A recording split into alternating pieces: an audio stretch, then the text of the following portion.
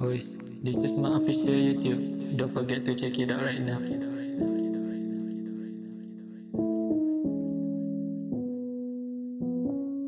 Lagu ni tentang seorang perempuan yang saya rasa dia memang terima saya seadanya.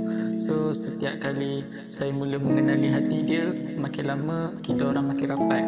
Dan perasaan tu makin lama makin rasa mesra, makin rasa bahagia sebab dia faham kalau hati kita terluka, dia akan selalu menolong perasaan kita. Setiap kali kita kecewa, setiap kali kita dalam masalah, dia akan susah senang ada dengan kita.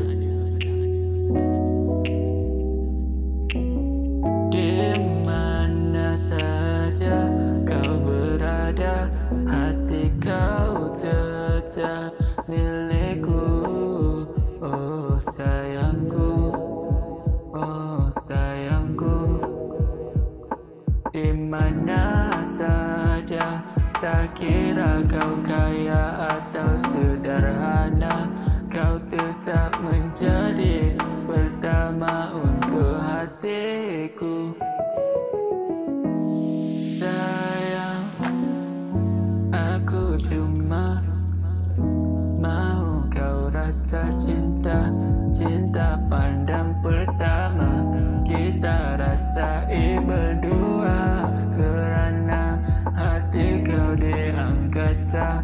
Walau di mana kau berada, aku selalu dalam jiwamu, selalu dalam jiwamu, kerana kau tahu cinta kita kan bersatu.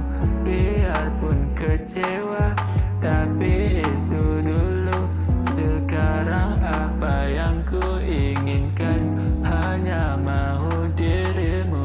Biarkan apa sahaja orang mahu kata, tapi kau yang pertama, seharusnya di jiwa, dibelai kasih sayang, dianugerah cinta sejati. Kau bidadari, kau permaisuri, ya ya ya, hatimu di angkasa.